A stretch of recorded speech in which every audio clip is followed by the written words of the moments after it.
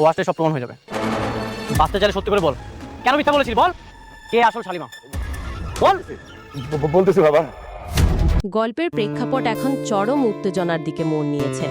আজকের পর্বে দেখা গেল অনিকের হাতে প্রমাণ পাওয়ার পর শালিমা বিল্ডার্সের আসল মালিকানা নিয়ে ধোঁয়াশা অনেকটা পরিষ্কার হয়ে গেছে।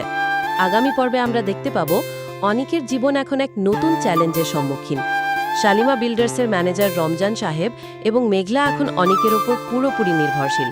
তাদের এখন একটাই লক্ষ্য, অনিকের সহায়তায় কোম্পানির প্রকৃত মালিককে খুঁজে বের করা এবং এই মিথ্যা ও ষড়যন্ত্রের জাল ছিন্ন করা।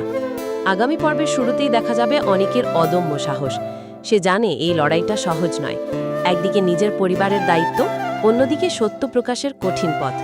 অনিক যখন মেঘলাকে এবং রমজান সাহেবকে নিয়ে কোম্পানির গভীরে অনুসন্ধান শুরু করবে, তখন বেরিয়ে আসবে একের পর এক চাঞ্চল্যকর তথ্য। ষড়যন্ত্রকারীরা কি এত সহজে হার মানবে? অবশ্যই না। তারা অনিককে আটকানোর জন্য নতুন কোনো ফোন দিয়ে আসবে।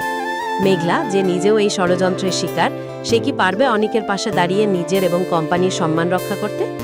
অন্যদিকে অনিকের ব্যক্তিগত জীবনেও এক বড় পরিবর্তন আসছে। তার অন্তঃসত্ত্বা স্ত্রীর অসুস্থতা এবং তাকে নিয়ে অনিকের দুশ্চিন্তা গল্পের আবেগী দিকটিকে আরও গাঢ় করে তুলবে।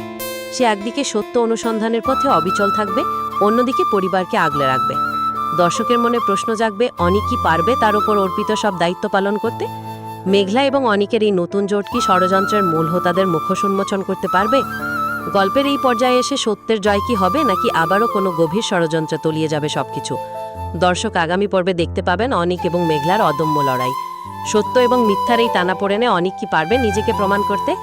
শালিমা বিল্ডার্সের আসল মালিকানা কি ফিরে আসবে সঠিক হাতে? এই সব উত্তরের প্রতীক্ষায় থাকবে আগামী পর্ব, যেখানে আবেগ এবং সাহসের এক নতুন মিশেল দেখতে পাবেন দর্শকরা। পরিশেষে বলা যায়, আগামী পর্বটি হবে অত্যন্ত টানটান উত্তেজনায় পূর্ণ, যেখানে অনিক তার প্রতিটি পদক্ষেপ ফেলবে অত্যন্ত সতর্কতার সাথে, কারণ সে জানে এখন প্রতিটি ভুল সিদ্ধান্তই হতে পারে মারাত্মক। দর্শক প্রস্তুত থাকুন সত্যের সেই মহাকাব্যিক লড়াই দেখার জন্য।